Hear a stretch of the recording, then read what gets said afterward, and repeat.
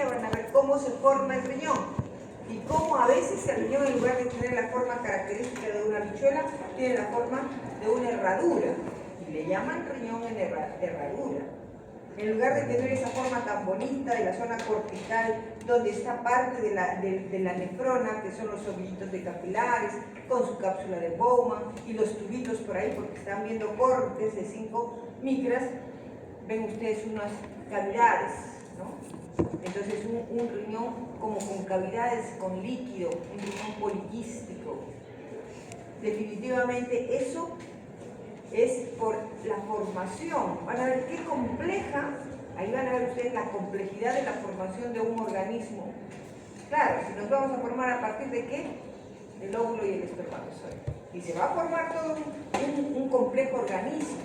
Entonces, si nosotros miramos nuestro cuerpo, realmente es una maravilla cómo ha ido desarrollando cada estructura y también tener en cuenta el curso de embriología. Es un curso muy bonito, donde ustedes tienen que ver cómo puede fallar esos procesos. Ya en el curso de genética tuvimos una clase, ¿cierto?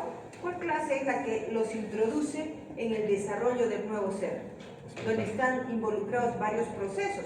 Porque miren, una sola célula, que es el cigoto, se convierte en millones de células. ¿Se acuerdan qué procesos están involucrados en esos? Espermatogénesis. Bueno, partimos del espermatogénesis y la ovogénesis, que la vamos a ver luego en sistema reproductor masculino y sistema reproductor femenino. La vamos a volver a tocar, pero ya con mayor detalle. Pero no, o sea, se formó el óvulo y el espermatozoide, se unieron en la primera clase de embriología, gametogénesis y fecundación. Después se da la división celular. ¿Se acuerdan de la clase de mecanismos biológicos del desarrollo? Donde se incluía la división celular, la diferenciación celular, la apoptosis, la migración. Pues todos esos procesos los van a volver a tocar en el curso de embriología. Entonces yo les recomiendo volver a leerlos y tener claro. Entonces en esos procesos pues se producen fallas y esas fallas generan órganos que no tienen la estructura habitual que la describimos en la anatomía, que está descrita en los libros, ¿no? Por ejemplo, un riñón en herradura, un riñón poliquístico. Entonces, son trastornos que se dan durante el desarrollo. Lo que nosotros estudiamos aquí ya es un riñón que tiene la estructura normal, la ultraestructura normal. ¿Qué elementos hemos estudiado ya hasta ahora? A ver, para acordarme qué hemos estudiado. ¿Qué es lo primero que tienen que pensar? ¿Qué funciones cumple este órgano? ¿Cierto? Y en base a esas funciones vamos recordando todo. ¿Qué funciones cumplen los riñones? Filtración, Filtración de la sangre. reabsorción. Digan, no me digan filtración nada más, porque son tan distraídos algunos que yo les pongo filtración de la orina. Ponen verdadero. ¿Cómo la orina se va a filtrar? Filtración, por eso repítanlo, filtración de la sangre. Por eso hay un tipo de circulación especial. ¿Cómo se llama esa circulación especial que tenemos en los riñones? La red admirable, que permite justamente que se cumpla ese proceso. ¿Se dan cuenta? ¿Qué otra función es tan importante como la filtración? Es la reabsorción. Reabsorción. Entonces recuerdan ustedes, yo no puedo eliminar ni siquiera 10 litros de orina, no, porque si elimino 5 litros de orina ya estaría con problemas, ¿no? Ya no habría un equilibrio. Imagínense 5 litros que vamos a ver, no. ¿Cuánto debemos eliminar? 1,5 litros, un poquito más, un poco menos, dependiendo de la cantidad de litros. Tan importante es la filtración de la sangre como la reabsorción de ¿qué? Del ultrafiltrado. Tampoco digan reabsorción de la orina porque la orina no se reabsorbe. ¿Qué se reabsorbe? El ultrafiltrado. Y el ultrafiltrado es lo que se forma. ¿Cuántos litros de ultrafiltrado se forman en 24 horas, chicos? 180 litros. ¿Y qué es lo que se recupera? Entonces, hay dos tipos de reabsorción. Díganme, eso ya lo dije. Dos tipos de reabsorción. Rapidito. ¿Cuál es primero? ¿La facultativa o la obligatoria? La obligatoria. Y ahí que se recupera 85% de agua. Entonces ahí, ¿se dan cuenta? Al recordar las funciones, nosotros vamos pensando, ¿y cuál es el elemento histológico que interviene en la filtración de la sangre? La membrana de filtración. ¿Y por qué está formada la membrana de filtración, mis queridos alumnos? ¿Por qué está formada la membrana de filtración? Dos membranas basales. ¿De quién? del endotelio del capilar. ¿Qué tipo de capilar? Uno que pasa en el fenestrado. Entonces, este es el capilar fenestrado y acá tengo su endotelio, que ya lo sé. ¿Y qué tiene el endotelio? ¿Qué es el endotelio? Un epitelio. ¿Y sobre qué descansa? Sobre su membrana basal. Y frente a ella, este es el capilar. Frente a ella hay otra célula. Acá tengo, esta es la membrana basal del capilar, lo que está bajo la membrana basal del capilar. Y frente a ella la otra membrana basal. ¿De quién? Del podocito. Del podocito. Entonces, chicos, eso ya yo lo expliqué, pero por acá creo que está nuevamente, así que vamos a retomarlo, ¿no? Entonces, cuando nosotros vemos la estructura histológica del riñón, vemos esto. Bueno, voy a terminar con las funciones, porque así es como tienen que repasar el tema. Que hemos dicho filtración, reabsorción obligatoria y reabsorción facultativa. La reabsorción obligatoria, ¿dónde? En el túbulo contorneado proximal. Díganme una proteína que permite y que forma parte de las membranas, o de las membranas del túbulo contorneado proximal, que permite que se recupere tanta agua. Porque por conocimiento nosotros sabemos que solo el 10% del agua pasa pasivamente, lo demás no, necesita ayuda. ¿Quién qué proteína? Acoporinas, hay una acoporina 1 justamente que está identificada y que muchas veces cuando está mutada produce un síndrome que altera ese proceso. Entonces miren todo lo que tenemos que ir recordando. Bueno chicos, acá creo que está ya más adelante explicado también. Miren la forma característica que tiene el riñón. Yo creo que nadie de los alumnos que habitualmente asisten al curso podría equivocarse si le toca para diagnóstico riñón. Nadie. ¿Alguien podría equivocarse? No. Es característico, es un órgano que presenta una corteza, una zona medular, una corteza de una coloración más intensa y en la que encontramos habitualmente partes de la nefrona, parte de la nefrona. ¿Qué elementos? El ovillo de capilares, la cápsula de Bowman y túbulos. ¿Por qué vemos más rojiza esta zona? Sí lo dije. Muy bien, porque aquí mayormente vemos túbulos contorneados, todo lo que está en rojizo, ¿a qué corresponde? Túbulos contorneados proximales y túbulos contorneados distales, que es justamente donde nosotros hacemos mención que se desarrolla ¿qué? La reabsorción obligatoria y la reabsorción facultativa. ¿Y por qué le digo facultativa? Porque es dependiente. ¿Dependiente de quién? De hormonas. Digan dos hormonas, también lo dije. Antidiurética y aldosterona. O sea, ¿qué órganos intervienen en la función regulando indirectamente esta función? La hipófisis y la suprarrenal. Entonces tenemos que recordar eso, chicos. Esta es la parte córtico-medular. Miren cómo se introducen acá algunos elementos. ¿Qué explica por qué se ven estos rayos acá y no todos como describían antes, ¿no? Describían mal? ¿Qué decían? Que todo esto era la corteza y solo acá había túbulos contorneados proximales distales, las asas de gel estaban en esta zona y los túbulos colectores en esta zona. Mentira. Porque por acá también yo veo algunos túbulos correspondientes a las porciones de base de gel y hasta colectores. Y eso en razón de que las nefronas no son todas del mismo tamaño. Ahí nos quedamos, ¿no? No son todas del mismo tamaño. ¿Cuántos tipos de nefronas se describen actualmente en el riñón? 3. Las pequeñas, las medianas y las grandes. Y eso está claro cuando yo veo este esquemita. Miren, veo este esquemita y digo, sí, pues efectivamente, mira, acá tenemos una nefrona cortita, una nefrona larguísima, una nefrona intermedia. Y entonces, claramente, nosotros nos damos cuenta porque solo a nivel de la corteza se dan cuenta en todos los tipos de nefronas, solo a nivel de la corteza vemos pues el ovillo de capilares con su cápsulita. En cambio los túbulos, miren cómo pueden ver y miren los rayos que vienen hacia acá y que permiten pues que nosotros observemos esa diferenciación en los cortes histológicos. Y ahí tenemos, si queremos especificar los tipos de nefronas y qué nombre toman. Las nefronas chiquitas están muy arribita, debajo de la cápsula. Acuérdense que el riñón tiene estroma y parénquima y parte del estroma que es la cápsula. Tejido conectivo con tejido adiposo, con vasos sanguíneos y todo lo que forma una cápsula. Y inmediatamente debajo de la cápsula, miren, están las nefronas chiquitas, que se llaman subcapsulares o corticales.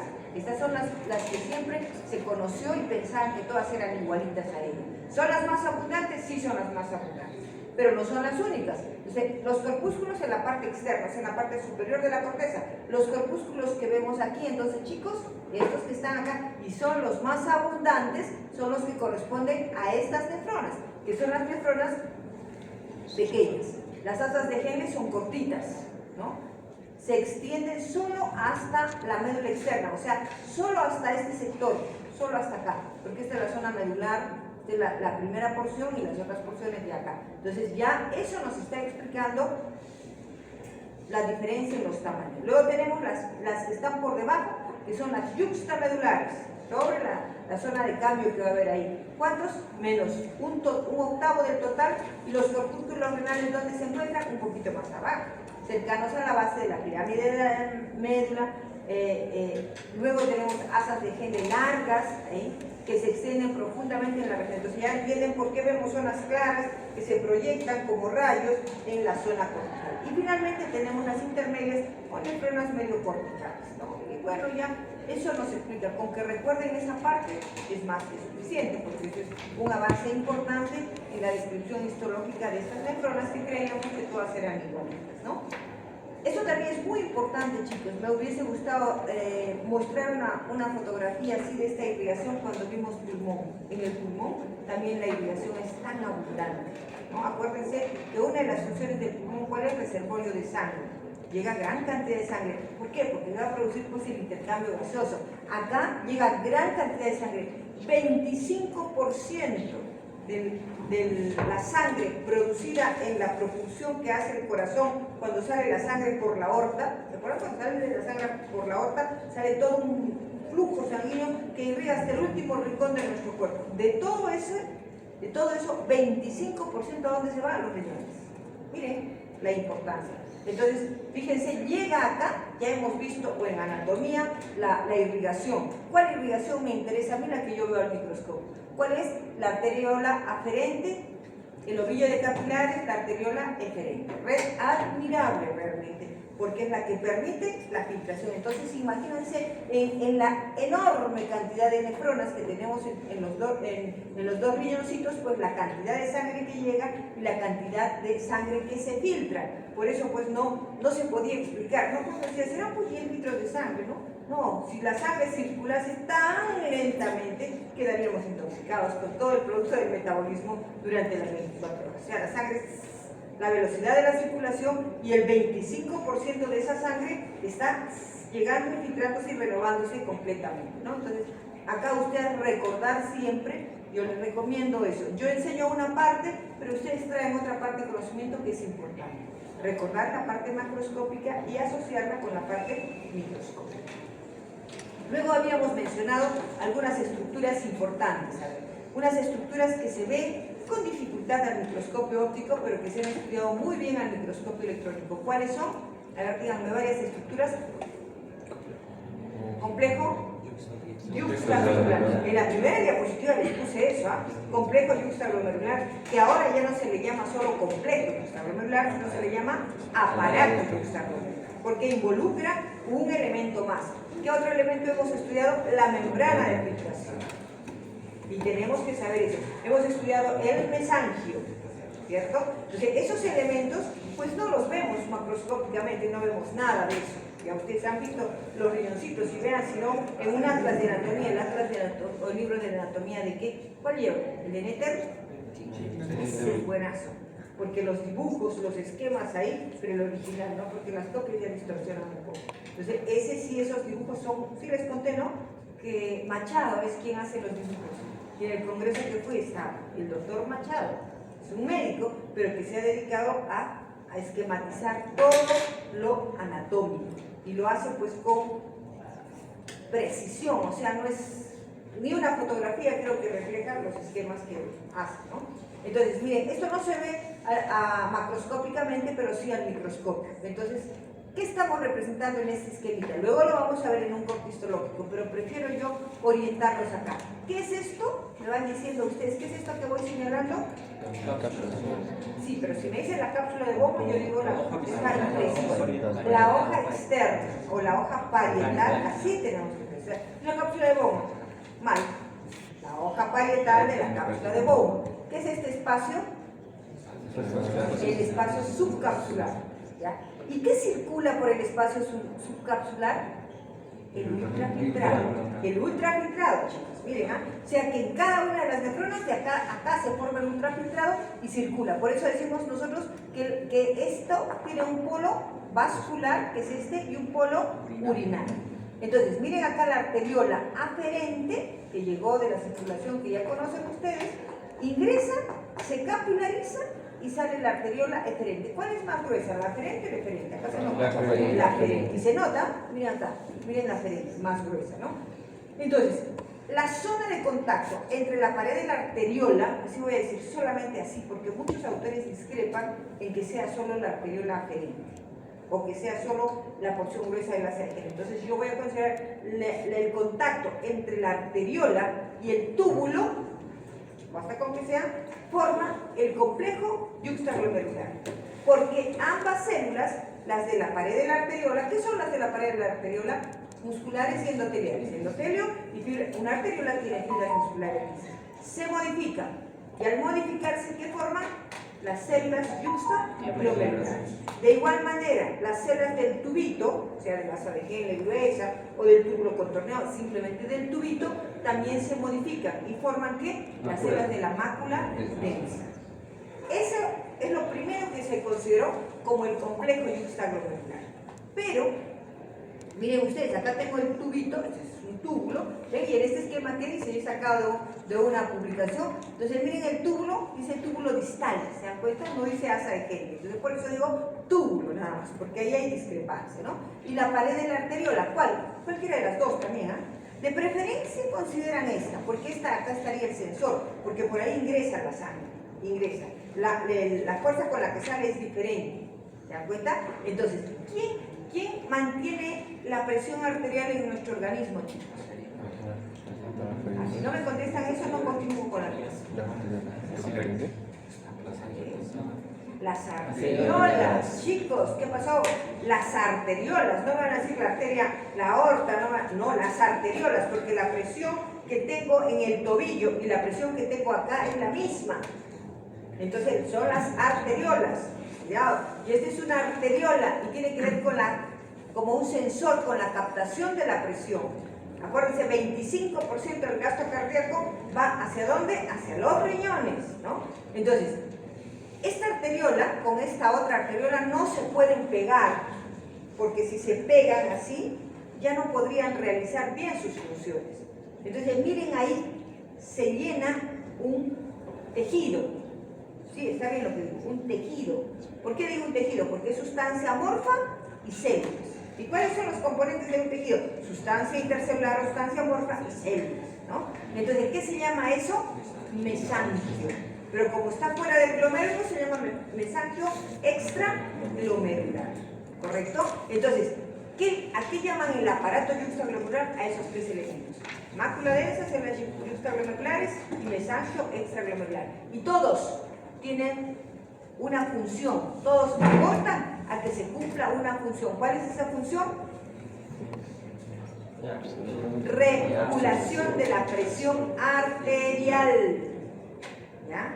Chicos, cuando vean a un paciente que llega porque ha tenido un accidente, lo ven tranquilito, ni se queja muchas veces.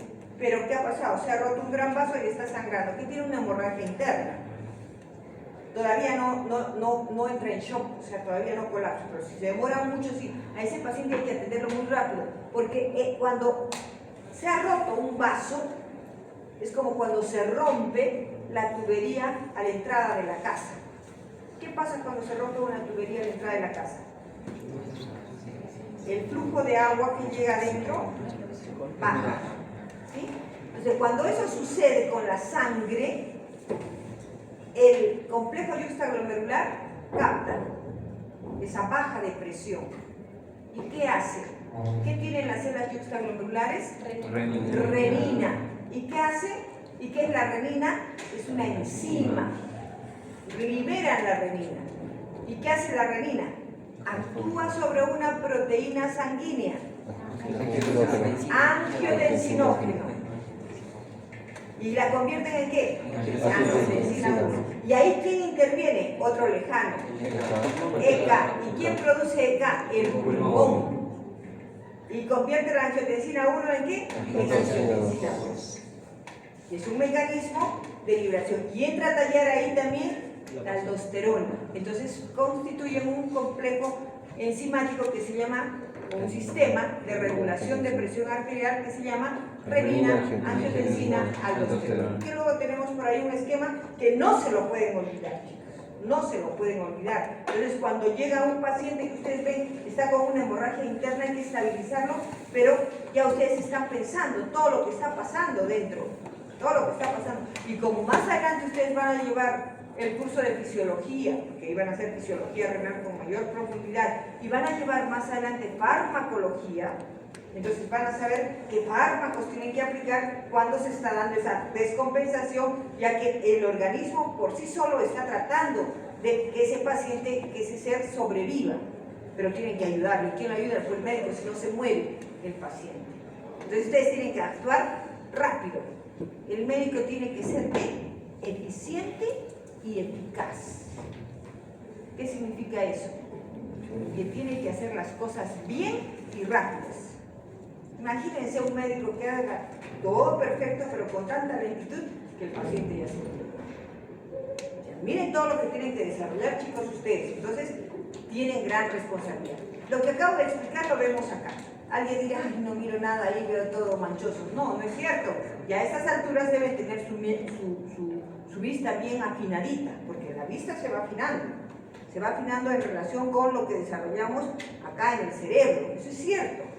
Cualquiera que mire esto por primera vez dice, ahí no miro nada, pero ustedes ya lo están viendo varias veces. Entonces, ¿qué dirán? Ah, esto es un corte transversal a nivel del ovillo de capilares. Y aquí veo justamente el ovillo de capilares. Ay, recuerdo que las células del capilar son endoteliales. ¿Estoy viendo acá? No estoy viendo una célula planita. A ver, voy a ampliar porque a veces les exijo mucho. Y los alumnos dicen, no veo nada. La doctora miente cuando dice, ah, miren, ¿se ve o no se ve? Sí. Es una célula plana, una célula endotelial, pero esta célula que estoy viendo acá es una célula plana. No, entonces esta célula que estamos viendo acá, ¿qué es? Un podocito. Un podocito. Entonces aquí es donde llega la sangre y tenemos que, dicho, hay un polo vascular que es este lado. Y alguien dirá, ¿cómo que es el? Ahí está el polo vascular, porque ahí estoy viendo acá una arteriola. Si se dan cuenta, ingresa, se capilariza. ¿Sí me están siguiendo, cierto? Y sale. Entonces acá tengo la arteriola aferente y acá tengo la arteriola eferente. Pero acá aparentemente están pegadas las dos arteriolas, pero eso no es cierto. Ustedes saben que ahí hay una sustancia. ¿Qué se llama esa sustancia? Mesanquio extrafluorescente. Ojito, yo no lo veo ahí, pero miren a dónde ha llegado el conocimiento. Claro, si tenemos el microscopio electrónico ya sabemos que ahí existe un espacio. ¿Vemos nosotros en el hígado espacio de Dice? No, pero sí sabemos que existe el espacio de Dice y que tiene células, hasta las células de Ito, por ejemplo, ¿no? Entonces miren todo lo que ya se conoce. Yo no lo veo acá. Igual, macroscópicamente yo no veo ni esto, pero ya microscópicamente veo eso. Entonces, el reto que tienen es bastante alto porque hay mucho conocimiento, chicos. Mucho. Quien diga, ah, yo sé toda la histología, es mentira. Yo no sé toda la histología, porque cada vez aparecen cosas nuevas relacionadas con las moléculas que se va encontrando, y eso es el reto, porque ahora vamos viendo moléculas, ¿no? ¿Saben qué son las ciencias ómicas?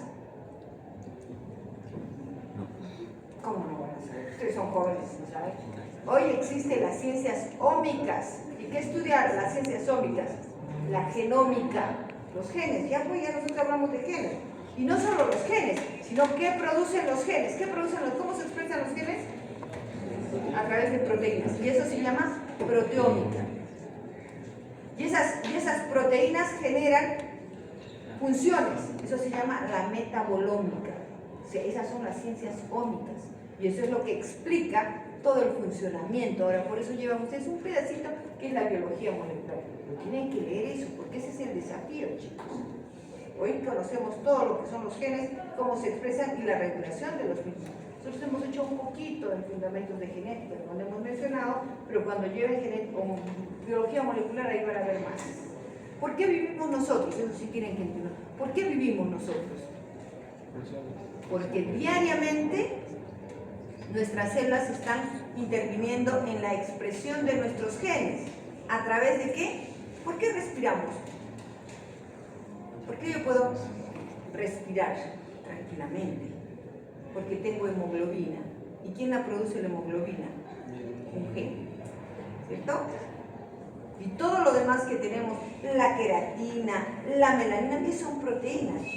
Eso es el meollo de la explicación del funcionamiento de nuestro organismo hoy en día. Entonces, ustedes no pueden irse sin saber qué son las ciencias ómicas. Cuando lleguen a biología molecular les van a volver a hablar, pero ya van a dirigirse a eso. Tienen que entenderlo, por eso les digo que el conocimiento es muy amplio, muy amplio. Bueno, entonces acá, chicos, vemos los podocitos, vemos los capilares, vemos, este es el polo urinario. Y vemos por acá varios tubitos. Pues. ¿Qué es esto que está en color dorado? En la sangre, que está dentro de los capilares. Acuérdense que a cada uno de las nefronas llega un flujo sanguíneo. Son pues millones de nefronas que tenemos en nuestro dos riñoncitos. Fíjense, acá tienen un esquema. Los esquemas nos ayudan mucho, chicos, a poder comprender. Acá tenemos lo mismo, pero en un esquema. Este es el polo vascular. Este es el polo urinario. Entonces, miren acá, facilito. Empieza el túbulo contorneado proximal.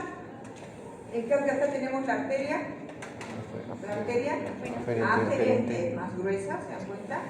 Se capilariza, miren, y sobre los capilares que hay, endotelio y hay podocitos. Pero hay sitios del capilar, los capilares están así como enrollados. Hay sitios del capilar que están cubiertos por los podocitos, pero los sitios de los capilares que no están cubiertos tampoco se pueden pegar. Y ahí que hay mesanquio. ¿Qué se llama ese mesanquio? Intraglomerular. Entonces miren acá qué bonito se ve todo esto. Y este es el mesanquio extraglomerular y por acá el mesanquio intraglomerular. ¿Qué dice acá? La cápsula de Bowman, hoja interna y hoja externa. La hoja interna sería esta y la hoja externa. En la hoja interna es donde nosotros tenemos los podocitos. Este es el capilar con el endotelio y este es el podocito. ¿Y mis dedos qué son? Los pericelos.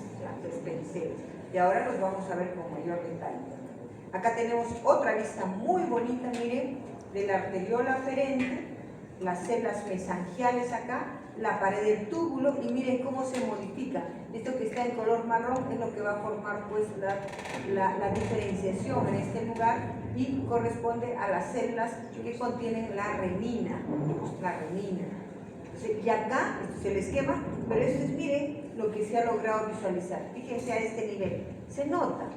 O sea, si nosotros le ponemos 40 ahí, vamos a ver que hay una modificación. Miren cómo son las células de la pared del túbulo. Y miren cómo son estas células. Diferentes, ¿no? Modificadas. Entonces estas son las células de la mácula densa y acá al frente estarían las células de la arteria modificadas, que son las células de glomerular. Ahí tenemos, miren, otro esquema. Este está más fácil. O sea, a ver si lo puedo explicar. Fíjense acá. ¿Esto qué es? Un capilar. ¿Qué son estos huecos? Las fenestras. Es el capilar fenestrado, chicos. Miren, para que no se pegue un capilarcito con otro, aquí el mesanquio intraglomerular. Y estos piecitos que están apoyados, ¿qué son? Los pericelos. ¿Prolongaciones de qué? De los podocitos. Entonces acá justamente dice, ¿qué es el mesanquio? En general, ¿qué es el mesanquio? La localización es la que varía, puede estar fuera o puede estar dentro, formando el extra o el intraglomerular. ¿Pero qué presenta? Miren, células y sustancia muerta. Entonces yo pregunto, ¿es un tejido? Sí, porque tiene dos componentes. ¿Cómo son sus células? Semejantes en estructura a los perifitos. Tienen función de fagocitar, sostener y evitar que se peguen los vasos. Se contraen también como los pericitos.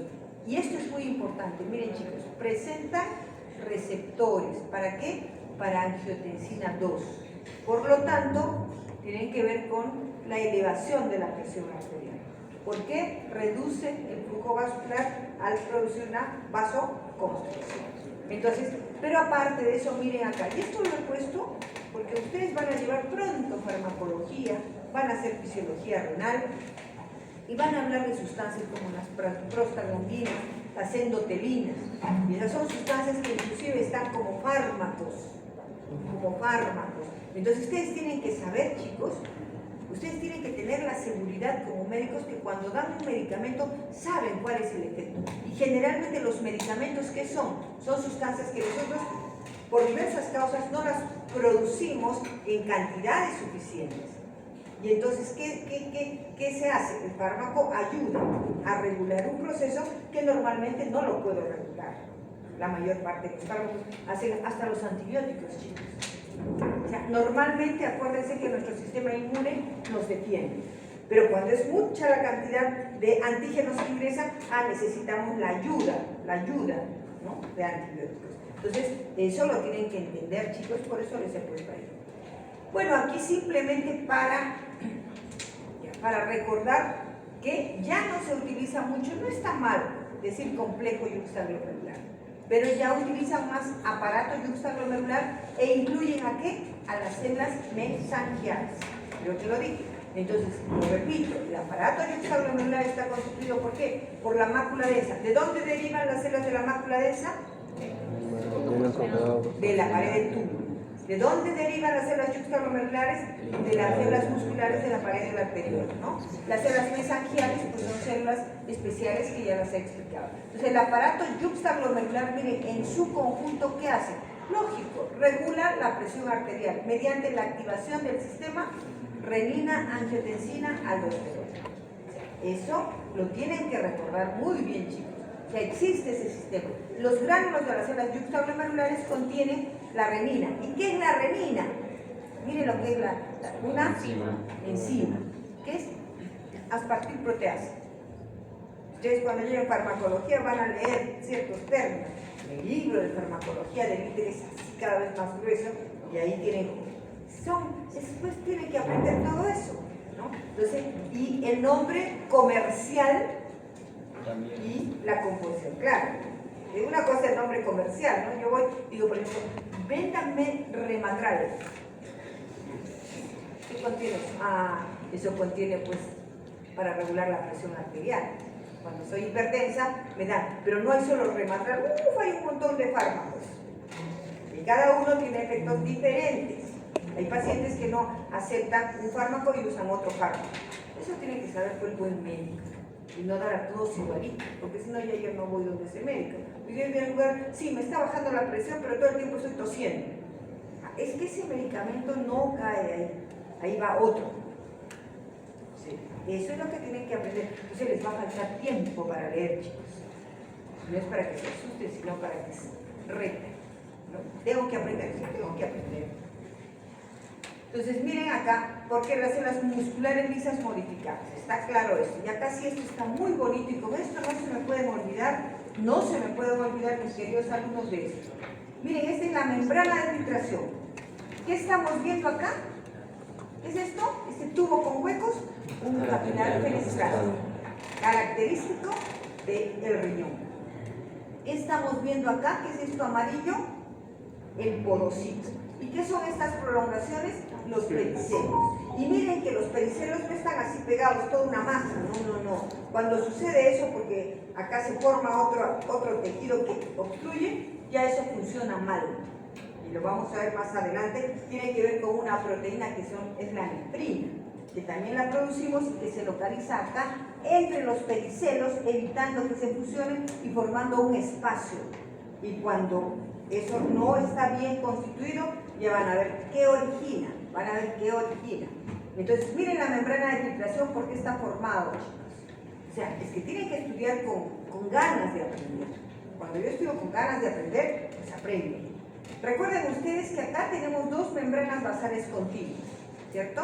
Pero yo les pregunto ahora, ¿se acuerdan ustedes, chicos, cuando yo decía, cuando pinten un epitelio de revestimiento, ¿qué es lo primero que deben pintar? Una línea. ¿Qué es esa línea? La membrana basal. Y luego les decía, la membrana basal no es una línea solamente, es un complejo de 3 capas que contienen muchas sustancias. ¿Qué sustancias se acuerdan ustedes que contienen? No les pido que todas, pero algunas sí. Colágeno tipo 3. Muy bien, colágeno tipo 3, colágeno tipo 4. El colágeno tipo 3, fibras de reticulina. El colágeno tipo 4, otro tipo de colágeno. ¿Qué más? Perlecan, lipidógeno, GAX, o sea, muchas sustancias. Entonces, miren, todas esas sustancias como que actúan como un filtro que ayudan a que difunda la sustancia. Por eso están presentes acá doble membrana basal, ¿no? Y las células endoteliales y los podocitos, con sus pericelos y sus espacios interpodocitarios, ¿ya? Entonces, miren, acá circula la sangre y la sangre se filtra en todo esto. ¿Se dan cuenta? Entonces, esta estructura es muy importante. Cuando se ve alterada, entonces produce trastornos en el funcionamiento renal. Produce trastornos. Ustedes han escuchado, con mucha pena a veces dicen, en el Hospital del Niño de Lima hay una lista de espera de niñitos. Les tocó nacer con alteraciones genéticas muchas veces que afectan el funcionamiento renal y que tienen que estar a la espera de ¿qué? El trasplante renal. A esperar, porque está dañada o genéticamente ya no tienen las proteínas que ayudan a que se realice una buena filtración. Es un cuadro, pero van a encontrar cantidad de alteraciones. Para eso llevan pues en el curso de medicina nefrología. Y hay una especialidad que se llama el nefrólogo, ¿no? Que justamente tiene que ver con todo este funcionamiento importante. Recuerden que si los riñones dejan de filtrar en menos de 24 horas, nos morimos. ¿Por qué nos morimos? Por envenenamiento. Ya nos envenenan nuestras propias toxinas. Un paciente con, miren, ¿por qué agradecer cuando uno está sano? Los riñones están funcionando bien, miren, sus riñones están funcionando bien. Yo puedo comer todo y no pasa nada. Un paciente que tiene insuficiencia renal no puede comer el plátano. El plátano tiene mucho ¿qué? Potasio. Entonces no puede. Tiene que comer muy medido porque rápido se descontrola el equilibrio. Porque una de las funciones del riñón, ¿cuál es? Mantener el equilibrio ácido básico, mantener la cantidad de electrolitos, eliminar los productos de desecho y recuperar una gran cantidad de sustancias para mantener ese equilibrio, ¿no? Entonces, miren chicos, acá qué bonito se ve. Esto que está, ya lo saben, como un colador, el capilar fenestral. Miren, en rojo serían las membranas basales y en verde los porocitos. Todo ello es importante para la filtración. Aquí tenemos otra vista, bueno, con detalle, pero esto es más impresionante todavía. De la microscopía electrónica. Miren un podocito, o sea, no es solamente así como, o sea, cada uno de mis dedos tiene prolongaciones. Miren cómo recubre totalmente al capilar para formar pues una membrana de filtración. Entonces fíjense acá y debajo todavía tienen la propia membrana basal de esa célula. ¿Cuáles son los componentes? Miren, acá detallado lo que ya les he dicho. Endotelio de los capilares glomerulares. ¿Qué posee ese endotelio? Numerosas fenestras, poros. Gran cantidad de ¿qué?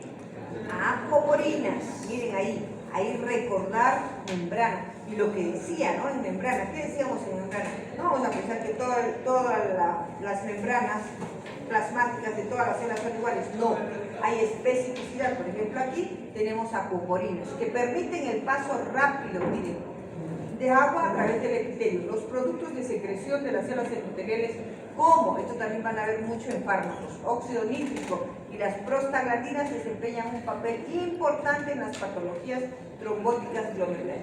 ¿Qué significa patologías trombóticas glomerulares? Normalmente, chicos, en nuestra circulación se forman trombos.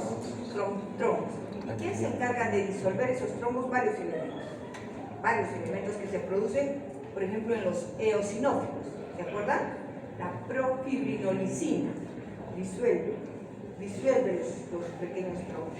Por eso cuando bajan los eosinófilos en una eosinofilia, puedo hacer una trombosis, ¿no?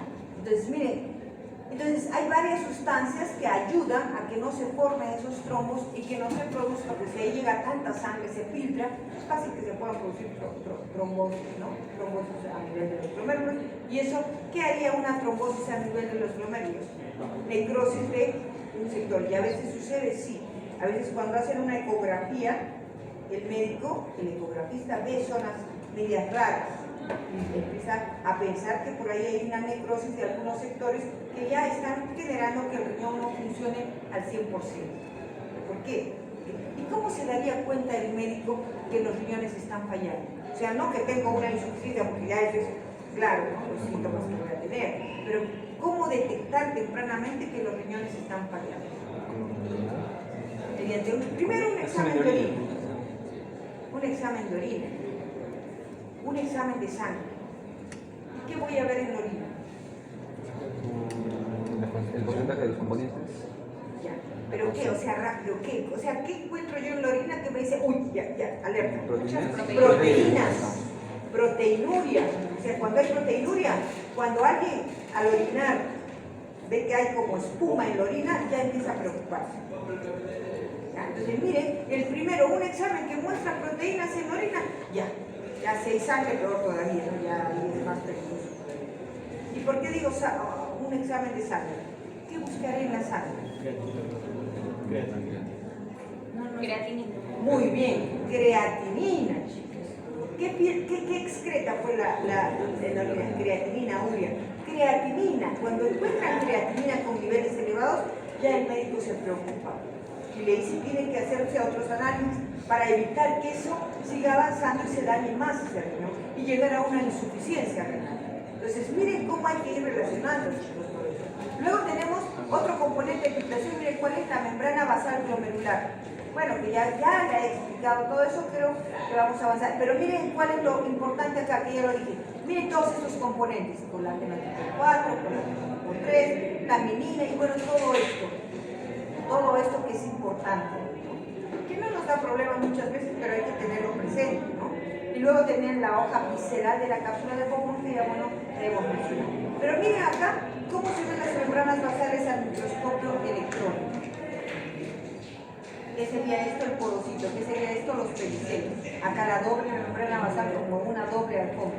Cuando nosotros empleamos, por ahí debo tener alguna microfotografía, cuando empleamos una coloración especial como la coloración PAS, se nota muy bonita las membranas basales en el riñón. ¿Por qué? Porque la coloración PAS colorea pues los carbohidratos que están a nivel de las membranas basales. Entonces miren, también es importante estos espacios que luego ahí están. Miren, les comenté, ¿no? La nefrina, miren qué es la nefrina. Es una proteína estructural importante dentro de la ranura de filtración. ¿Cuál es la ranura de filtración? El espacio que hay entre el pedicelo y otro pedicelo, un espacio, una ranura. Es una proteína transmembranosa que emerge desde los pedicelos opuestos. Miren, e interactúa en el centro de la ranura. La mutación, eso pasa en los niños que muestran problemas. Eso no se sabía, ¿no? Pero ahora ya se sabe. Yo creo que con el tiempo, cuando ustedes terminen, ya habrá más avances y habrá algunos elementos que ayuden. Claro, se fabrica todo. Si ya sabemos fabricar un gen. Si tenemos la proteína, fabricamos el gen. Y si tenemos el gen, fabricamos la proteína. ¿Se dan cuenta? Esa es la investigación. Entonces, las mutaciones en el gen de esta nefrina están asociadas, miren, ¿con qué, chicos? Síndrome nefrótico. ¿Y qué caracteriza? Miren lo que dice. ¿Qué acabo de decir? Que elimina proteínas en la orina. Proteinuria. O sea, un niñito de 4 o 5 años empieza a estar cansado, pálido, anémico. Lo llevan al médico y ya al mirar la orina, ya uno tiene que ser observador, ¿no? Y uno observar, si yo estoy orinando y mi orina es media turbia, no debe ser tan turbia. Tiene un olor que no es el característico, ya empiezo a preocuparme. Entonces uno tiene que saber. Entonces esos niños empiezan a eliminar proteínas por la orina y también empiezan a mostrar sus manitos hinchaditas, sus pies hinchados, y eso ya es un signo de un mal funcionamiento renal. Bueno, aquí tenemos la nefrona, que ya la conocen. A ver, voy a señalar y me dicen, ¿qué estoy señalando acá? Aferente. Glomérulo. No hay nada, pero ¿qué debe haber ahí? El glomérulo es todo esto, pero yo estoy señalando esta parte. ¿Qué? Mesangio intraglomerular. Acuérdense, este es el capilarcito, pero miren, por esta zona está rodeado del porocito, pero acá no, y acá se establece el mesangio intraglomerular, y acá el mesangio extraglomerular. Bueno, los túbulos, esto no lo miren porque estos esquemas están, bueno, algunos no, pero estos dos están mal. Les voy a enseñar aquí. Miren en esta fotografía. Los túbulos contorneados proximales y distales están confinados prácticamente a la zona cortical. Ya han visto por qué, ¿no? Han visto cómo es la nefrona. Entonces, miren acá, esta zona, ¿se acuerdan de la corteza? Se ve más rojiza. Este tubo que estoy señalando acá es un túbulo, y lo digo por seguridad, contorneado proximal. este túbulo que está acá es un túbulo contorneado distal. ¿Por qué? Ahora vamos a ver. ¿Cómo son las células que recubren la pared de un túbulo contorneado proximal? Miren, acá, claro, es un epitelio simple cúbico, pero el distal también es un epitelio simple cúbico, pero no es igual. Miren, las células del epitelio simple cúbico del túbulo contorneado proximal tienen una modificación en la parte apical. Ajá, eso las hace más altas. Miren, esta es una célula del túbulo contorneado proximal y esta es una célula del túbulo contorneado distal. Entonces, si yo sé, acá también tengo pliegues basales, tengo que mitocondrias. Entonces, el túbulo contorneado proximal es un tubo que tiene una luz estrecha, a veces ni siquiera se ve la luz, se ve todo colapsado, como este que está acá abajo. También es un túbulo contorneado proximal. Miren, casi no se ve la luz. Y la cantidad de células que rodean la pared son pocas, 4, 5 máximo. En cambio, miren ustedes el túbulo que está acá, tiene una luz un poquito más amplia porque las células son más bajas, en consecuencia la cantidad de células que rodea la pared es mayor. Entonces yo digo, cuando yo veo pocas células en la pared, túbulo contorneado proximal, túbulo contorneado distal. Ambos presentan un citoplasma eosinógeno. A diferencia, por ejemplo, esto, miren. Esto no corresponde a túbulos contorneados, esto corresponde a túbulos colectores. Los túbulos colectores, miren, no muestran esa coloración rojiza. ¿Por qué? Porque no necesitan pues tanta mitocondria.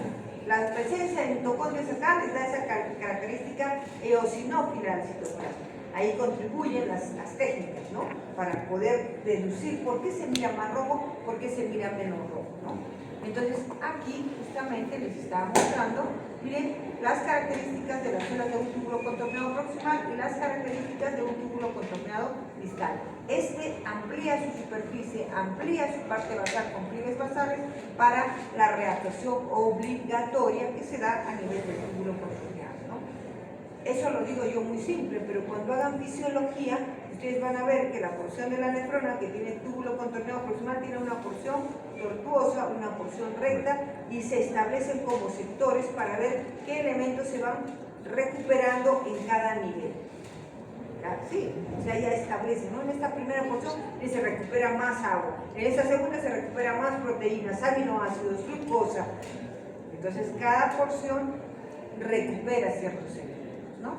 Entonces, fíjense, acá tenemos a nivel de la papila, ya esto es en la zona medular. Miren cómo varía la coloración, totalmente diferente. Estos son los túbulos de Bellini, y aquí tenemos algunas porciones de las asa de Henle gruesas o porciones delgadas. Pues acá tenemos la ultraestructura, miren, asa de Henle y túbulo contorneado distal. Bueno, esto es la ultraestructura, ¿no? ¿Por qué túbulo contorneado distal? Porque miren, tiene algunas microvellosidades, pero no tanto como tiene el túbulo contorneado proximal, que más adelante creo que tengo una microfotografía. Y esto corresponde a la porción de la salud.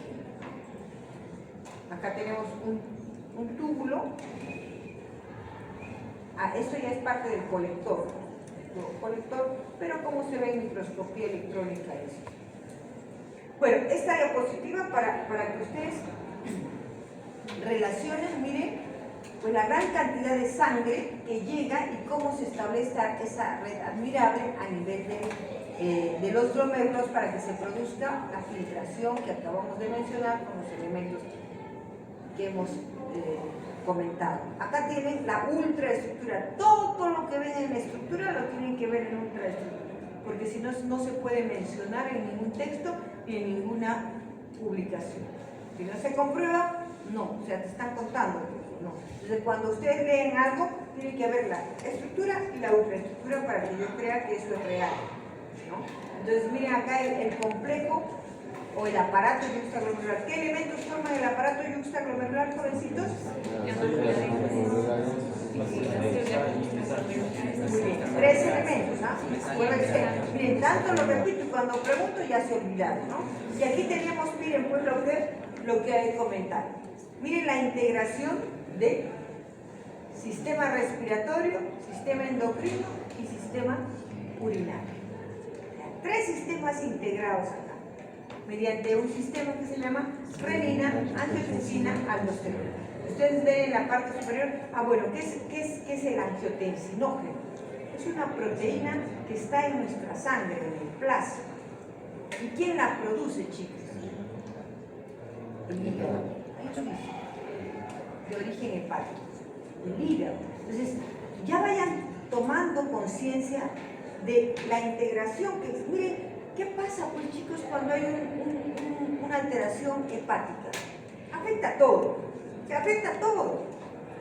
Empiezan a no producirse proteínas. Y no solamente se produce ahí, por ejemplo, el angiotensinógeno, sino se producen un montón de proteínas a nivel del hígado. Entonces, para que ustedes solamente tengan una concepción de lo importante que son órganos como el hígado, los riñones, los pulmones, el corazón. Los otros órganos no dejan de ser importantes, pero miren estos órganos, el hígado. Hay un librito que me lo han robado, porque tenía un librito así chiquito que me regaló mi tutor de doctorado, las 1000 funciones del hígado. Y me lo han robado, porque lo busco y no lo encuentro, alguien me lo ha robado. Ustedes saben que los libros no se prestan. No se prestan. El que presta un libro es un tonto. Y el que lo devuelve es más tonto. No se presta, pues no presto un libro, presta se lo robaron. Tengo que conseguir, no lo puedo encontrar. Ese me lo regaló mi tutor. Bueno, miren, chicos, acá, entonces ustedes pueden ver acá, angiotensinógeno, ya saben, es una proteína hepática. Hepática. Entonces, miren, ¿por acción de qué?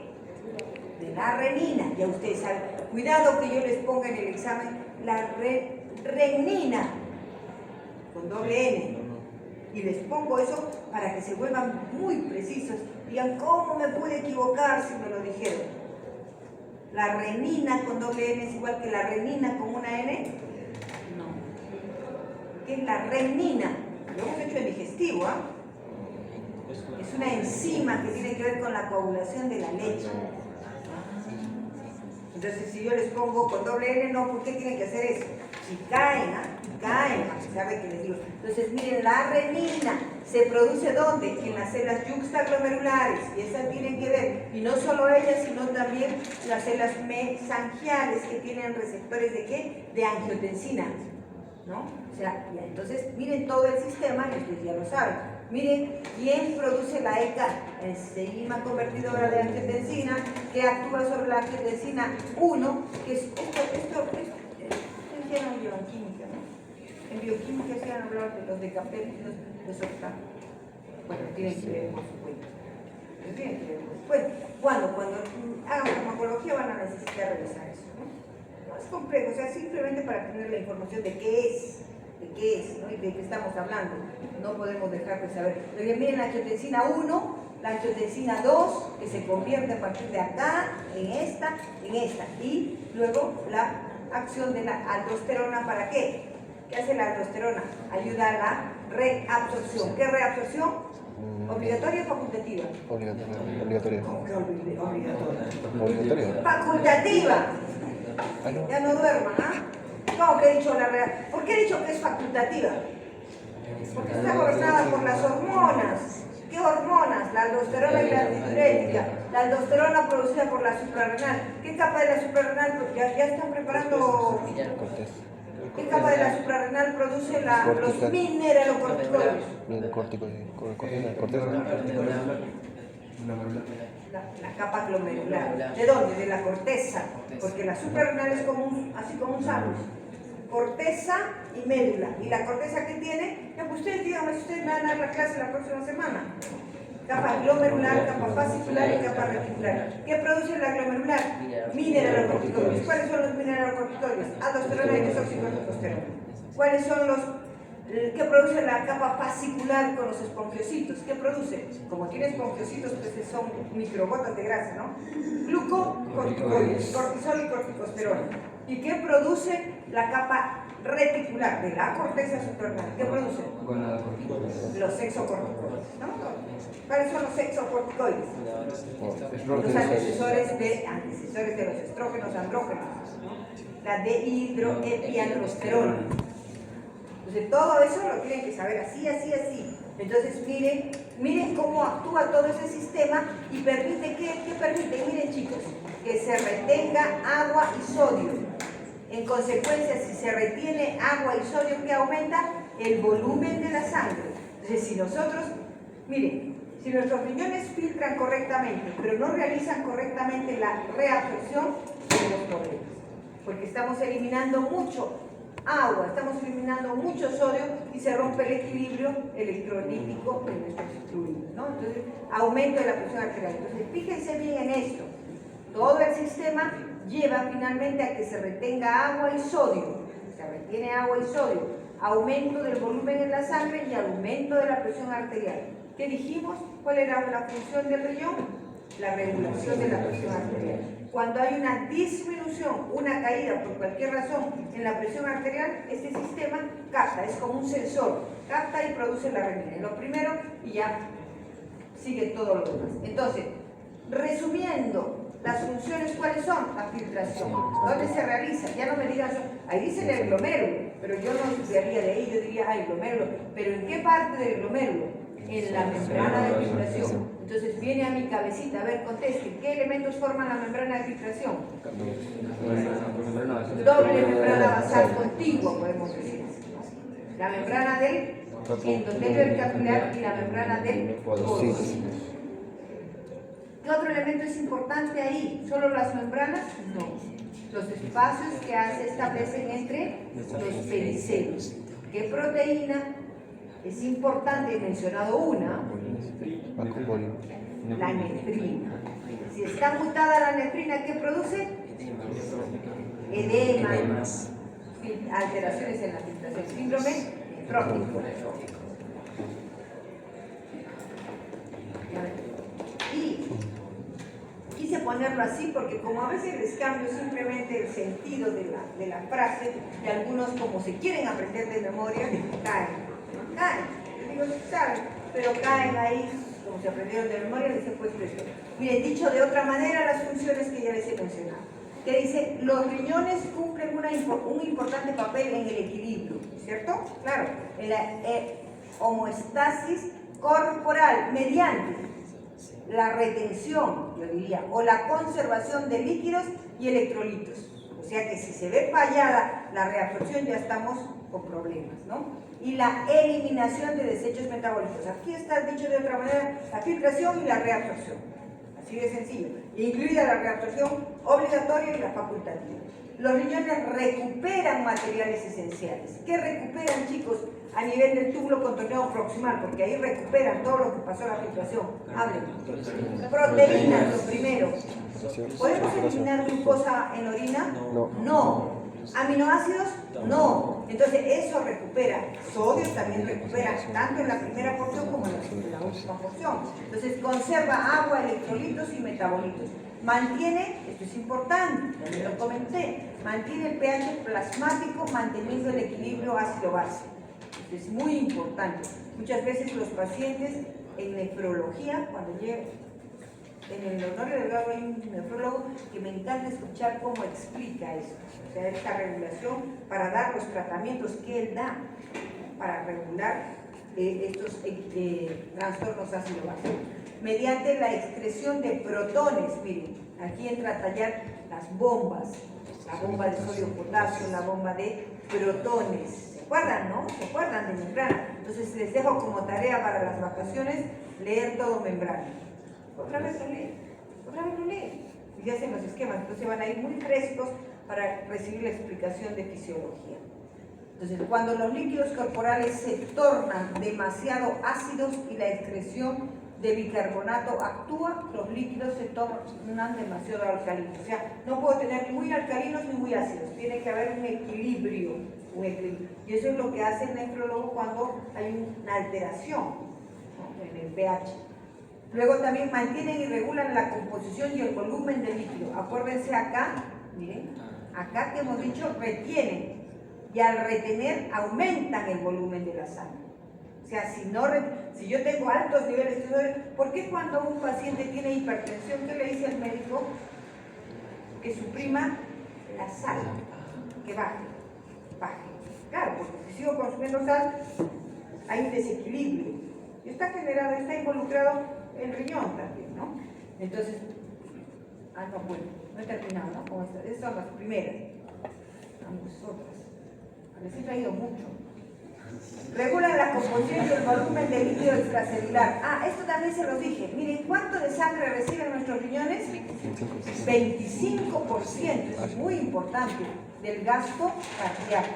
O sea, de lo que producen del total que sale del corazón, el 25% va al riñón. El 25%. Su función comienza cuando la sangre llega al aparato de filtración en el glomérulo. Ya ustedes escuchan esto y se imaginan esa doble alfombra, se imaginan todo lo que les he dicho, ¿no? El plasma se separa, bueno, eso ya es lo que sucede, ¿no? Bueno. Otras funciones. En la clase pasada yo les dije, las funciones son filtración de la sangre, reabsorción de sustancias útiles para mantener el equilibrio, ¿no?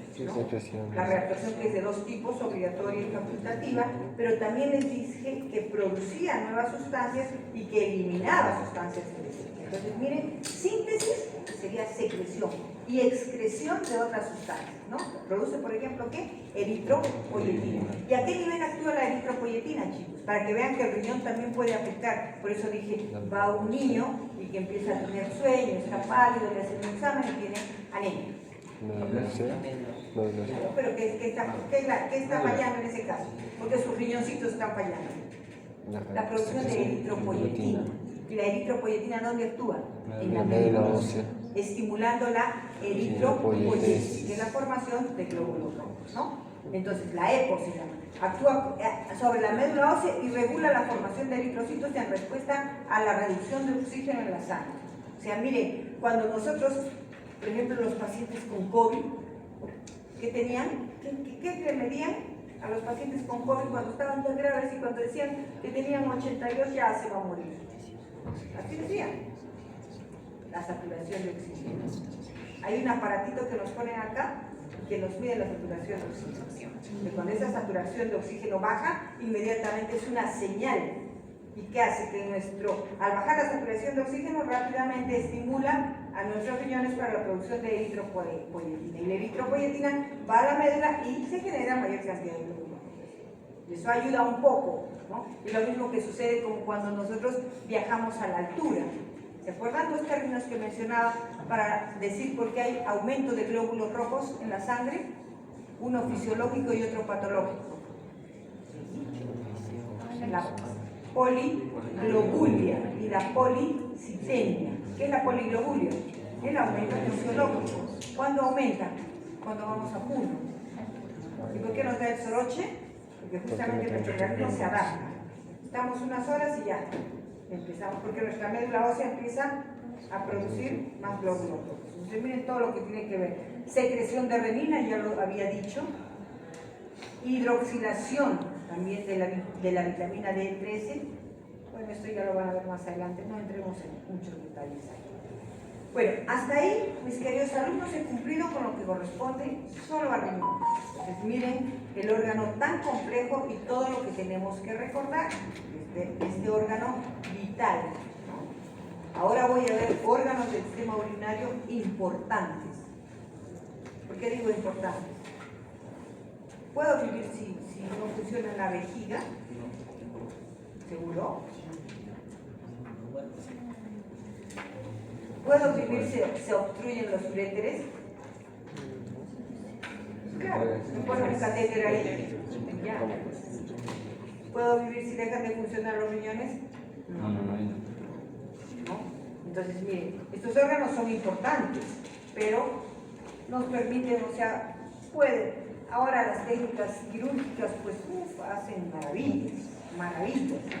Si me pueden poner una prótesis de rodilla, poner un catéter.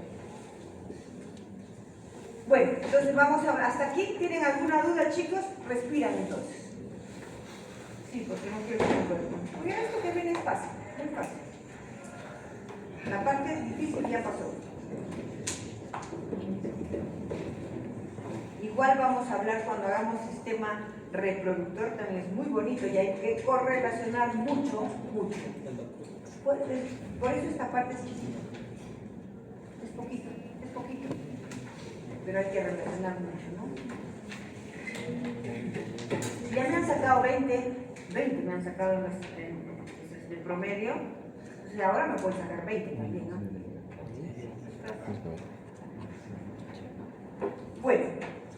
ya respiraron, no he visto que respiren. Cuando yo respiro así.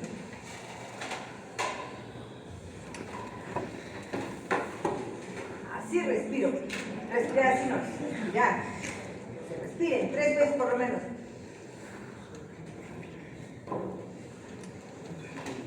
Oxigeno mis neuronas. Y se me quita el sueño. Bueno, chicos, entonces ahora vamos a hablar de algo ya sencillo, pero importante también, muy importante, que son las vías urinarias. Y yo les pregunto, ¿las vías urinarias se originan fuera del riñón solamente? No. Hemos descrito hasta los túbulos colectores, ¿cierto? Hemos descrito, yo podría poner en el examen, en el túbulo contorneado distal, en el túbulo contorneado proximal circula la orina. Falso, que pasa al túbulo, no circula la orina, circula donde recién yo tengo orina en el túbulo colector, que desemboca, cada nefrona del túbulo colector sale y desembocan a unos tubos más grandes, medios con células globosas, que son los túbulos de Bellini. Y de los túbulos de Bellini la orina gotea, ¿a dónde? A unos embuditos que se llaman los cálices menores, los más chiquitos, y cálices mayores. Y de los cálices mayores gotea todo lo que se recolecciona en todas las nefronas, ¿sí? Pasa a la pelvis renal y sale por los uréteres, ¿no? Los uréteres. Pero siempre pensar que adentro también tengo vías urinarias y esas vías urinarias van adquiriendo características que después se acentúan en las vías urinarias externas, ¿no? Por ejemplo, ¿qué decimos? Van adquiriendo un epitelio globoso, un epitelio con células, ¿qué se llaman las células globosas? De Dogier. ¿Y por qué se les pone un nombre especial? Porque esas células no solo son globosas, esas células, y ahorita vamos a ver en las microfotografías, se ven, tienen en su membrana como un complejo proteico protector, ¿ya? Que se llama el córtex, que protege, porque va a circular por ahí la orina, que puede tener cambios, y que podría dañar el epitelio. Entonces tiene un mecanismo de protección. Además, recuerden que las células de Dogier, entre ellas establecen un tipo de unión en predominio. ¿Qué tipo de unión predomina en este tipo de células? ¿Adherentes, ocluyentes o comunicantes? ¿Cuál? Fuerte. Ocluyentes, claro, herméticas, porque no, pues la orina, ¿cómo se va a pasar por el intersticio? Entonces, ocluyentes. Todas esas características son importantes y miren en el esquema muy simple, para que recuerden, tenemos las vías urinarias extrarrenales, donde tenemos los uréteres, que vienen de los 2 riñoncitos y confluyen aquí a nivel de la vejiga. ¿Qué características? Y luego de la vejiga, miren, la vejiga es un órgano que podemos decir está especializado en cumplir la función de almacenar, solo almacenar y bombear. Cuando nosotros vamos a succionar, la vejiga hace como una bombita de presión para eliminar la orina, pero al mismo tiempo también ahorita yo puedo estar con la vejiga llena, pero no se está saliendo la orina. Se saldría la orina si ya yo tengo un problema de ¿qué? De incontinencia urinaria. Y ese problema se presenta así, con los años se presenta, con mayor frecuencia ¿en quién? En las mujeres, por los embarazos. Las mujeres que tienen muchos embarazos, o sea, son más propensas a hacer una incontinencia urinaria. Pero en este momento, miren, hombres y mujeres viven más. El promedio de vida antes, chicos, era 50 años. Ya los 50 años como que ya están viejos. Ahora 50 años están produciendo mucho y la gente vive hasta los 80, 90 años. Pero lógicamente su organismo envejece, ¿no? Y al envejecer, envejece todo. Y uno de los signos también de envejecimiento es la incontinencia urinaria. Por eso yo voy a una farmacia, yo cuando era la edad de ustedes iba a una farmacia que no había pañales para niños, pero no pañales para adultos. Ahora es con mucha frecuencia ustedes se encuentran los pañales para adultos. ¿Por qué? Porque la orina, miren, cuando sale de los riñones, así gotea de cada nefrona y es recolectada hasta llegar a los cálices y de ahí salen como gotitas, ¿por dónde? Por los uréteres, y los uréteres hacen esto. Entonces, para hacer esto, ¿qué tienen que tener? Músculo. ¿Y de qué epitelio están recubiertos? Son órganos huecos que tienen una mucosa, una muscular y una adventicia. ¿Y qué tipo de epitelio tienen los uréteres? Fácil. ¿Qué tipo de epitelio tienen los uréteres? vías urinarias de transición ovuloterio, el epitelio de transición ovuloterio. Entonces ya se lo están mirando, miren, así están los uretres y fíjense acá. Esta es la característica histológica. Si les toca este órgano en el examen, es más fácil. Está tan bonito y tan chiquito, perfecto. Entonces, la mucosa, la muscular y la adventicia. Pero teniendo en cuenta que esta capa muscular, en una parte del uréter, tiene dos subcapas, pero hay otra capa que tiene tres, ¿no? Entonces, esto hace este movimiento para arrastrar la orina. Y ahí se explica, miren. Otro de los problemas que se puede producir a nivel renal son la formación de cálculos renales. Y a todos, cuando les toman una ecografía, yo no sé si porque el ecografista todavía no está muy preparado, yo le hago tomar una ecografía a mi hija que no le gusta tomar el agua y dice, tiene arenilla en los riñones. O sea, hay como arenita, partículas que van creciendo y cuando gotea la orina, entonces, ¿qué pasa? Cuando va a salir, el uréter se contrae y produce los cólicos renales, es el cólico renal. Es insoportable. Entonces, para evitar que se concentre la orina y que se formen las piedrecitas, ¿qué hay que hacer? Tomar mucho líquido. Tomar mucho líquido. Y sí, me ha dado gusto, me he querido comprar una botella de agua y no hay botellas de aguas. En la máquina no hay botellas de agua, hay gaseosas. Yo dije, qué bueno. O sea, los chicos están tomando agua, no gaseosa, y eso está muy bien. Entonces, miren acá, chicos, la característica de este órgano encargado de transportar la orina desde los riñones hasta la vejiga. Por otro lado, la vejiga es un órgano como una bolsa. Cuando los que vamos a ver recién en la práctica o los que han visto, tiene una superficie muy irregular. Ahí es fácil de que ustedes duden de que es un órgano hueco, porque es como un globo. Imagínense un globo que lo inflan miles de veces. ¿Cómo queda ese globo? Todo arrugado, ¿no? Igualito que la vejiga. Acuérdense que la vejiga es un órgano que se encarga de almacenar y bombear la orina para la salida por la uretra.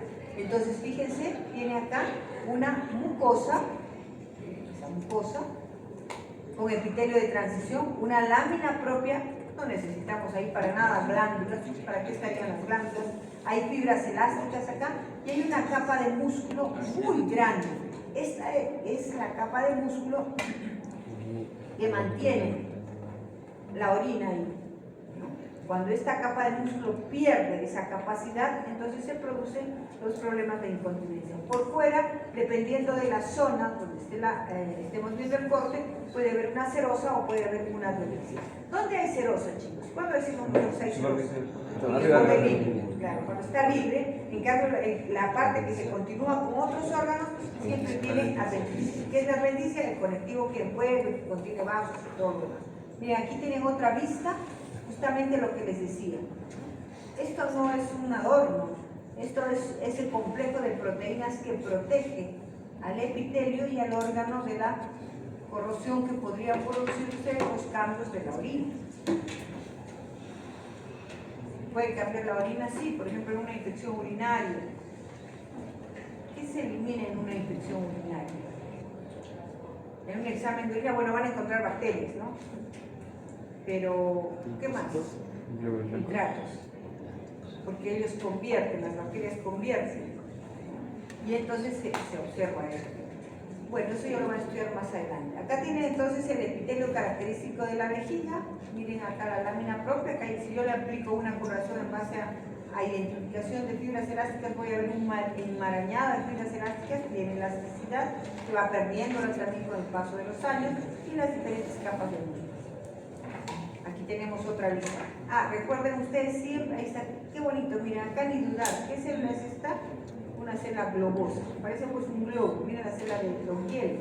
Miren, algunas de las células que son binucleadas. Cuando se ve, ahí tienen que tener cuidado, no en histología, porque ahí tratamos de buscar las láminas para que el alumno aprenda la histología normal.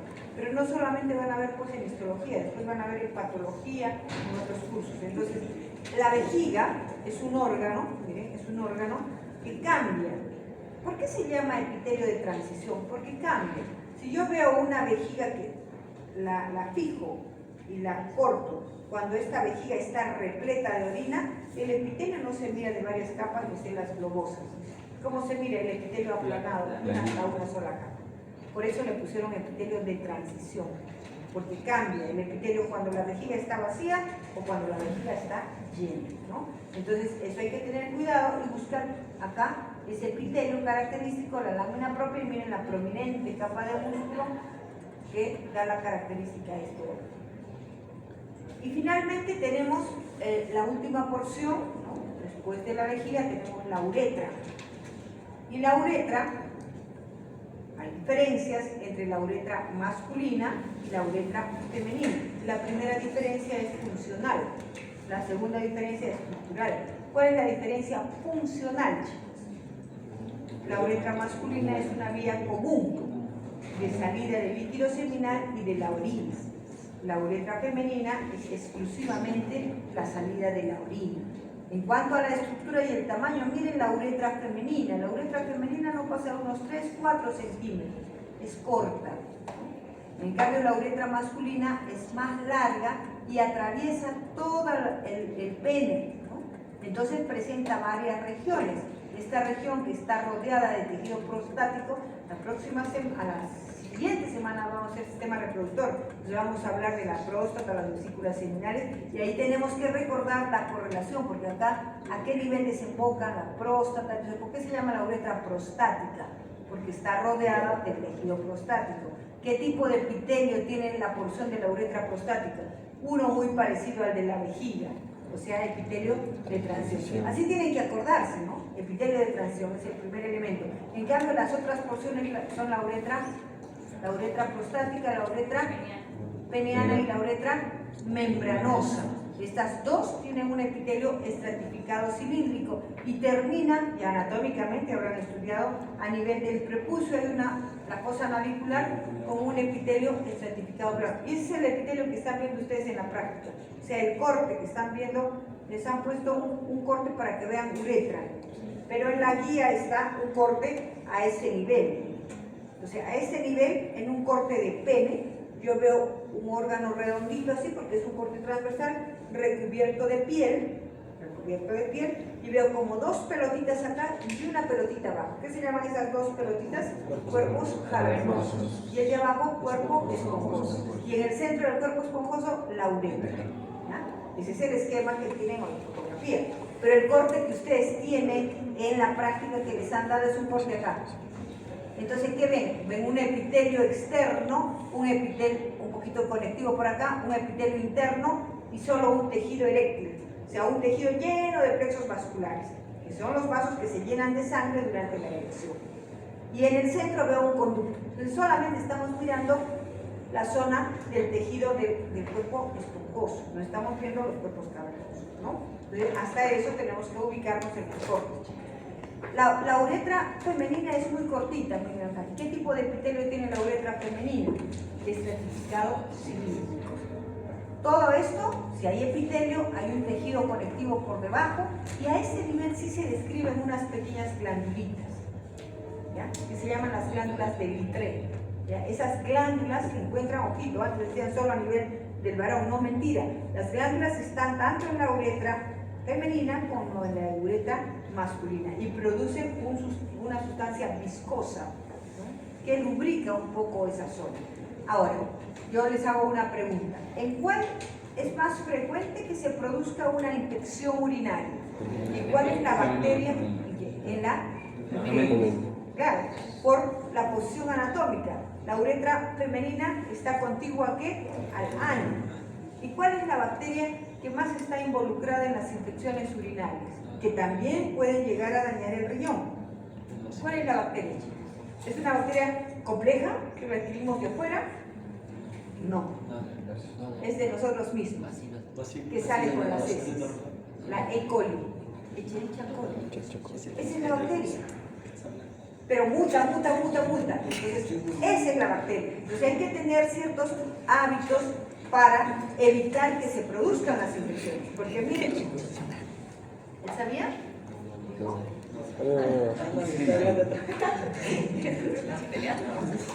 Pues, la E. coli La Escherichia coli es una bacteria propia de nuestro intestino. ¿Se acuerdan cuando yo hablaba del microbioma que decía? Que necesitamos nosotros para vivir esas bacterias, pero que estén donde, en su sitio. Porque cuando no están en su sitio se vuelven oportunistas y nos generan problemas. Y este es uno de los ejemplos más claros del oportunismo. Pero nosotros mismos lo provocamos, ¿no? Cuando uno elimina las heces y hace su higiene para limpiarse, ¿de dónde se limpia? De adelante hacia atrás, no de atrás hacia adelante. Y muchas personas lo hacen de atrás hacia adelante y arrastran las bacterias. Arrastran. Entonces, si no tenemos una buena defensa, rápidamente vamos a tener una infección urinaria. ¿Y cuál es el problema que se genera con la infección urinaria? Miren, como futuros médicos y como pacientes también. Va una jovencita porque tiene sintomatología de infección urinaria. ¿Cuál es la sintomatología de una infección urinaria? Ardor para orinar. Y solo siente la primera vez que le da la infección urinaria o la segunda lo siente. Entonces eso la obliga a ir donde el médico. Le hacen el examen de orina y dice infección urinaria. Entonces el médico le da antibióticos. Los más usados, ciprofloxacina. Eso es lo más usado, ¿no? Ahí, seguro como caramelo, el examen. Entonces, la paciente se va, completa los 7 días y se siente bien. Todo está bien. No. Ignorancia del médico, ignorancia del paciente. Después de haber completado mi dosis con antibióticos, me hago un control. Porque la Escherichia coli produce la infección y asciende hasta el riñón. ¿Ya han visto la cantidad de túbulos que hay? Escherichia coli tiene unas fimbrias. Este es el tubito que se agarra y se esconde ahí. Yo tomo el antibiótico y sí, pues ya no tengo tantas bacterias.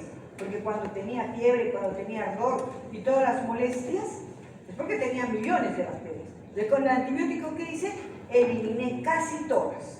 Pero se quedó una, miren, digo, o sea, una Escherichia coli ahí metida en un tubito. A los 2 meses, otra vez tengo el síntoma. Vuelvo ahí, pero tengo que decir, y el médico, si es un médico irresponsable, le va a decir, ya, tome ciprofloxacina. Se va a ir la paciente y esa ciprofloxacina no le va a hacer nada a la bacteria, porque la bacteria ya mutó. Y tienen que tomar otro antibiótico, ya no es. Entonces, y se pasa, miren, ahí el otro día, hace unos años hicimos un trabajo de investigación y veíamos jóvenes que estaban 10 años con el problema de las infecciones urinarias. Y ya habían hecho resistencia a muchos antibióticos. Y llega un momento en que, inclusive chicos, la infección urinaria es asintomática. No les molesta nada, o sea, siente cansancio, simplemente dice, no estoy tan cansada, ¿no? Pero si son observadores van a darse cuenta que la orina tiene un olor diferente. Entonces ya van por esa molestia y le dicen, ¿y van a permitir que les dé el mismo antibiótico? No. Tienen que decirle al médico, tengo varias veces infecciones urinarias, ya me han dado 1, 2, al año tengo 3 veces. ¿Qué les tiene que hacer? ¿Qué tiene que hacer el médico? Un urocultivo. Detecta que la bacteria sea un cultivo y pone el antibiograma. Y dice, este antibiótico ya no te hace nada, este antibiótico no, este antibiótico no. Es resistente a esto, solamente puedo darle este antibiótico. Entonces llega un momento en que no hay antibiótico que pueda solucionar. ¿Se dan cuenta de la irresponsabilidad? Si está sucediendo eso, sí, chicos. Entonces, ustedes como futuros médicos tienen que ser responsables. Y como pacientes también, a sus familiares. Cuando digan, o sea, uno tiene que leer, tiene que preguntar. Si yo voy a una emergencia, generalmente infección urinaria, a ver, vayan ustedes a una emergencia y le dicen infección urinaria, pase, rápido, es emergencia. Porque yo puedo llegar a tener las bacterias a nivel de la sangre y hacer una septicemia que ya no la puedo controlar. O puedo dañar mis propios riñones. Entonces, miren chicos, todo lo que conlleva el ser muchas veces irresponsable, ¿no? Bueno, ahí están las porciones que les había mencionado y las características que también les había mencionado. Finalmente, bueno, como saben que son órganos huecos, tienen pues una lámina propia, les dije con las glándulas de Littret y algo de capa muscular, ¿no? En algunos sectores hay un esfínter de músculo estriado y en otros, bueno, está rodeado de adherencia. Y ahí terminamos, mis queridos alumnos, nos queda un minuto. ¿Listo? Así que tienen bastante que leer, bastante que leer. Así que a leer y luego analizar todo lo que leen. Ahora no sé cómo voy a hacer para a la siguiente semana, ustedes me presentan.